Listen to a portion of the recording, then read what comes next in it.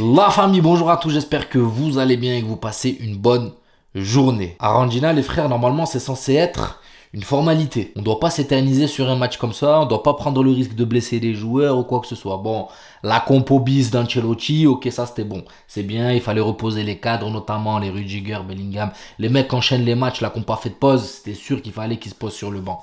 Mais attention, parce que franchement, la première mi-temps, ton équipe bis, elle m'a fait peur, frère. Alors que c'est pas une équipe bis lambda quand même. Hein. T'as Brahim qui était là, t'as Joselu, t'as quand même voilà, quelques joueurs de ton équipe phare.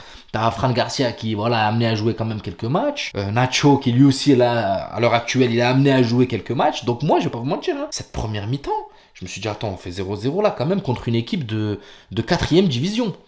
J'ai envie de dire même de 5ème division parce qu'ils viennent de monter. Là, ils sont derniers de la 4ème division. Enfin, ils sont dans le bas du tableau.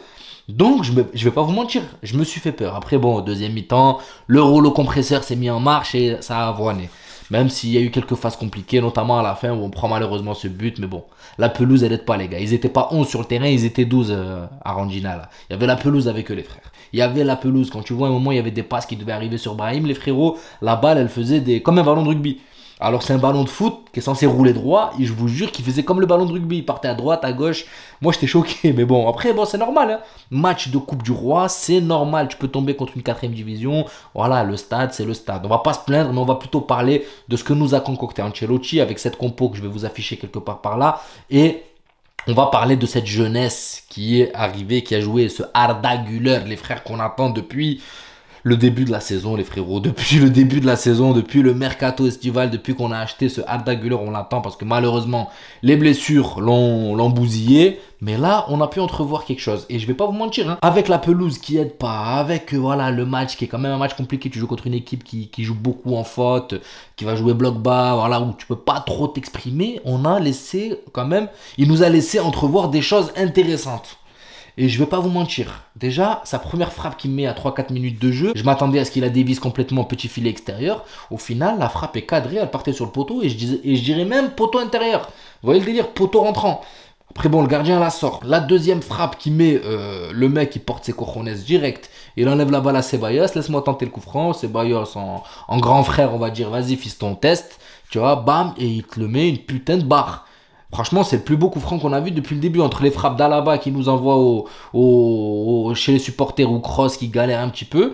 C'est un des plus beaux coups francs qu'on a vu depuis le début de la saison, les frères. On est d'accord ou pas? Clairement. Est-ce qu'on a déjà vu un coup franc bien placé? À part, je crois, Rodrigo qui nous a mis une barre là, il n'y a pas longtemps. Mais sinon, les frères, je crois que c'est le plus beau coup franc qu'on a vu. Tu vois, frappé par un gaucher qui est pas dans sa position de frappe, il nous l'a mis sur la barre. Donc ça, déjà, intéressant. Et là où j'ai encore vu quelque chose qui m'a plu, dans sa faculté, dans ses mouvements, tu sens que voilà, c'est...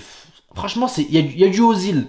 Tu sens qu'il y a un petit côté Ozil. Et cette passe, les gars, est-ce que vous l'avez vu, cette passe à Brahim qui malheureusement n'a pas exploité? Mais cette passe qui passe dans le dos des 3 défenseurs. Après, oui, d'accord, on joue une 4ème division. Je prends pas cet aspect-là, les gars. Moi, je bloque sur le joueur. Je sais qu'on joue contre une équipe qui n'est pas du même niveau et tout. Mais là, c'est un retour d'un joueur qui n'a pas joué pendant 6 mois, qui était en manque de confiance. On est d'accord. Il faut mettre tout ça aussi dans le contexte.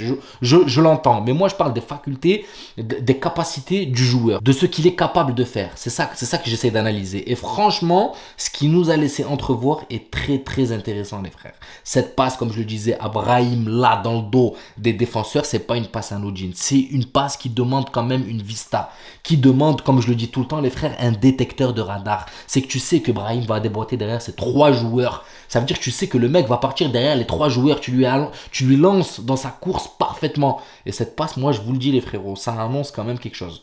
Ça annonce quelque chose. Il y a de la vista chez ce joueur et j'aime ça.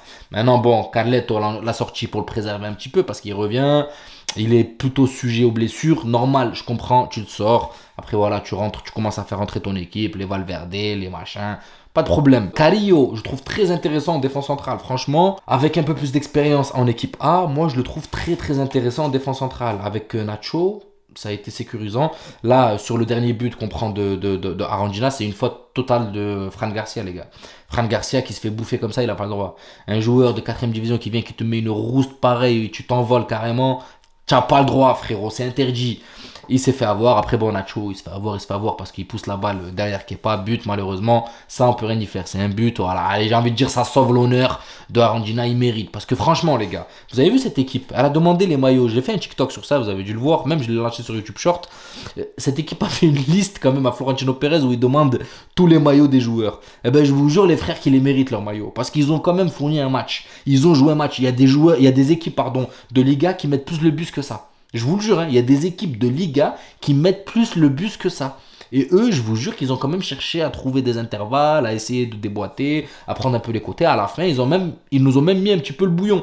Après, bon, nous, on a des joueurs, capacité individuelle, qui sont voilà, hors normes. Quand tu as un Rodrigo qui part ou un Brahim Diaz, on va en revenir aussi, qui se lance, tu peux pas les freiner. Tu peux pas les freiner. Et là, voilà, quand tu es une 4ème division, des joueurs comme ça, si tu n'as pas l'expérience et le flair, c'est compliqué. Pour en revenir un petit peu à notre Brahim, faut que je parle de lui, les frères, parce qu'il est en train de marquer des points exceptionnels. Lui, que ça soit sur une 4ème division, une 1ère division, sur tous les matchs qu'il fait dernièrement, il est monstrueux. Moi, je le dis clairement, hein, il mérite une place de titulaire. Alors, Modric, j'allais dire. Carleto. Je suis d'accord avec toi, voilà, tu es accroché à Kroos et Modric. C'est vrai qu'ils fournissent un football exceptionnel. Je suis d'accord avec toi. Mais par contre, quand tu as un jeune comme ça, hein, tu as un jeune comme ça qui est un talent, qui est prometteur, qui à chaque fois que tu le fais jouer, apporte énormément à l'équipe, il ne faut pas sacrifier son potentiel. Donc pour moi, là, Carleto, il va falloir sacrifier un des deux anciens et donner un peu plus de temps de jeu à Brahim. Parce que là, ce qu'il fait à chaque fois qu'il joue, qu'il est sur ce terrain, il est bénéfique. Là, l'équipe est en difficulté, il a refroidi cette équipe d'Arandina. Premier but penalty, même si le penalty est quand même litigieux, parce que s'il y aurait la VAR, les gars, je suis pas sûr qu'il y a le penalty. Mais il est provoqué par lui, qui se faufile entre deux joueurs, je suis pas sûr que ça soit à l'intérieur de la surface. Mais quand même, il arrive à gratter son penalty. Et le deuxième, cafouillage, là-bas, lui arrive dans les pieds. Il a quand même la lucidité, pardon, pour la mettre au fond des filets. Donc au bout d'un moment, Carleto, je comprends que tu es attaché à ton binôme d'ancêtre. Il n'y a pas de problème, on les aime aussi. C'est nos anciens. Modric, c'est la magie. Dumbledore, comme il appelle l'ami outsider. Kroos, c'est Kroos, 34 ans, il est toujours là, il est au taquet. Kroos, on l'a prolongé. Que tu le laisses un peu sur le terrain pour pas qu'il perde ses repères, même si c'est Kroos, il n'y a pas de problème. Mais Modric, il va falloir songer petit à petit à le faire remplacer par Brahim, à ce poste-là. Voilà. Faire avancer Brahim d'un cran et faire reculer Bellingham. Pour moi, c'est ce qui doit être fait. Pour moi, c'est la chose qui doit être faite pour pouvoir aligner Vinicius et Rodrigo devant. Voilà, Brahim juste derrière eux et dans le milieu, Valverde, Kroos et Bellingham. Vous voyez ce que je veux vous dire? Après, bien sûr, tu as un Camavinga qui va revenir.